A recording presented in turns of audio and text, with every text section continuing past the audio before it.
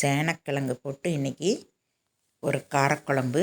சேனக்கிழங்குன்னு சொல்லுவாங்க, கருணக்கிழங்குன்னு சொல்லுவாங்க. இது வறுத்தாலும் நல்லாயிருக்கும், காரக்குழம்பு வச்சாலும் நல்லாயிருக்கும், குருமா வச்சாலும் நல்லாயிருக்கும். சப்பாத்திக்கெல்லாம் தொட்டு சாப்பிட்லாம். குருமா வச்சா அது ரொம்ப டேஸ்டியாக இருக்கும். நீங்களும் ஒரு வாட்டி காரக்குழம்பு செஞ்சு பாருங்கள். இந்த காயை நான் வந்து ஒரு 1/4 கிலோ அளவுக்கு காய் எடுத்து இந்த மாதிரி தோல் சீவிட்டு சின்ன சின்னதாக கட் பண்ணி எடுத்துருக்கேன். அது எண்ணெய் மட்டும் ஊற்றி அதில் நல்லா வதக்கிக்கணும், எண்ணெயில் வதக்கிக்கணும். இந்த காய் வந்து நம்ம கட் பண்ணும்போதே கையெல்லாம் கூட நமிக்கும், இது சாப்பிடும்போதும் நமிக்கும். இப்போ நான் கட் பண்ண காய் வந்து நமிக்கல, இருந்தாலுமே கூட நம்ம சாப்பிடும்போது நமிச்சுது அப்படின்னா குழந்தைங்கள்லாம் சாப்பிட மாட்டாங்க. அதனால் வந்து எண்ணெயில் போட்டு நல்லா வதக்கிடணும். நல்லாவே நமக்கு நமிக்கிற கிழங்காய் இருந்தாலும் கூட எண்ணெயில் போட்டு வதக்கிடணும். வதக்கிட்டீங்க அப்படின்னாக்கா உங்களுக்கு நமிச்சலே இருக்காது, நாக்கு வந்து நமிக்கவே நமிக்காது. அதனால தான் எண்ணெயில் போட்டு வதக்கணும். ஒரு 3/4 பாகம் வதங்கினதுக்கப்புறம் நான் வந்து 1/4 டீஸ்பூன் வெந்தயம், 1/4 டீஸ்பூனு ஜீரகம் போட்டிருக்கேன். இதையும் போட்டு நம்ம அது கூட வதக்கிக்கலாம். இப்போ கருவேப்பிலை, கொத்தமல்லி, கருவேப்பிலையை போட்டுக்கலாம். நல்லா வந்து வதங்கி வந்துடணும் வெந்தயம். நான் கடுகெல்லாம் போடலை, கருவேப்பிலை ஒரு கொத்து போட்டுக்கலாம். கருவேப்பிலை போட்டுட்டு ஒரு மீடியம் சைஸ் வெங்காயம் போட்டுக்கலாம். நீங்கள் சின்ன வெங்காயம் கிடைச்சாலும் கூட போட்டுக்கலாம். சின்ன வெங்காயம்னா சாம்பார் வெங்காயம், அந்த வெங்காயம் கிடைச்சாலும் கூட போட்டுக்கலாம். காரக்குழம்புக்கு அது ரொம்ப டேஸ்டியாக இருக்கும்.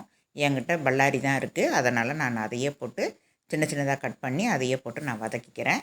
பூண்டு பல் வேணும்னா நீங்கள் போட்டுக்கோங்க, நான் பூண்டு பல் போடலை.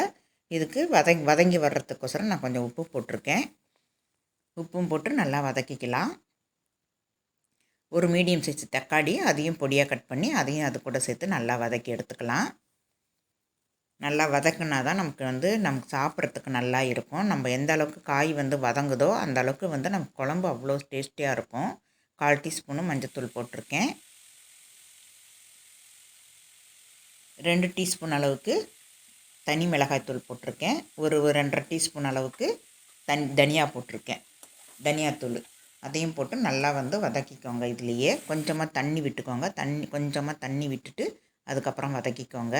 அப்போ தான் வந்து நமக்கு வந்து நெடி ஏறாமல் இருக்கும். அதுக்கோசரம் தான். இல்லைன்னா எண்ணெய் நிறையா நமக்கு தேவைப்படும். அந்த அளவுக்கு எண்ணெய் வந்து நம்ம யூஸ் பண்ண தேவையில்லை. கொஞ்சமாக தண்ணி விட்டு நம்ம புளி கரைச்சி வச்சுருக்கோம், அந்த புளி தண்ணியை கூட நம்ம கொஞ்சமாக ஊற்றி கூட நம்ம வதக்கி எடுத்துக்கலாம். நான் நல்லா வதங்கினதுக்கப்புறம் பச்சை வாடை போகிற வரைக்கும் நல்லா வதக்கிக்கணும். வதங்கினதுக்கப்புறம் நான் ஒரு லெமன் சைஸு புளியை வந்து கரைச்சி வச்சுருக்கேன், அந்த தண்ணியை இது கூட ஊற்றிட்டேன். இந்த டயத்தில் நமக்கு உப்பெல்லாம் சரியாக இருக்குதான்றதை பார்த்துக்கணும். உப்பு பத்தலைன்னா இந்த டயத்தில் போட்டுக்கலாம். போட்டு ஒரு மூடி போட்டு மூடிக்கோங்க. மூடிட்டு ஒரு 2-3 நிமிஷம் நல்லா வேகட்டும். இது மாதிரி கொதி வரும்போது நம்ம இடையில நல்லா கலந்து விட்டுக்கணும். கலந்து விட்டு காய் வந்து வெந்துடுச்சான்னு பார்த்துக்கலாம். இப்போது நல்லா வெந்துடுச்சு பாருங்கள். நம்ம வதக்கும் போதே நமக்கு 3/4 பாகத்துக்கு மேலே நல்லா வதங்கி வந்துடுச்சு. அதனால் வந்து நமக்கு சீக்கிரமாகவே வந்து இந்த காய் வெந்துடும். உங்களுக்கு சர்க்கரை வேணும்னாலும் போட்டுக்கலாம், வெல்லம் வேணும்னாலும் போட்டுக்கலாம். நான் நாட்டு சர்க்கரை போட்டிருக்கேன் 1 டீஸ்பூனு. காரக்குழம்புக்கு கொஞ்சமாக நாட்டு சர்க்கரை போட்டிங்கன்னா தான் டேஸ்டியாக இருக்கும். இந்த வீடியோ பிடிச்சிருக்குன்னு நினைக்கிறேன். பிடிச்சிருந்தால் லைக் பண்ணுங்கள், ஷேர் பண்ணுங்கள், சப்ஸ்கிரைபர் பண்ணுங்கள். இப்போ நம்ம வேறு பாத்திரத்துக்கு மாற்றிக்கலாம்.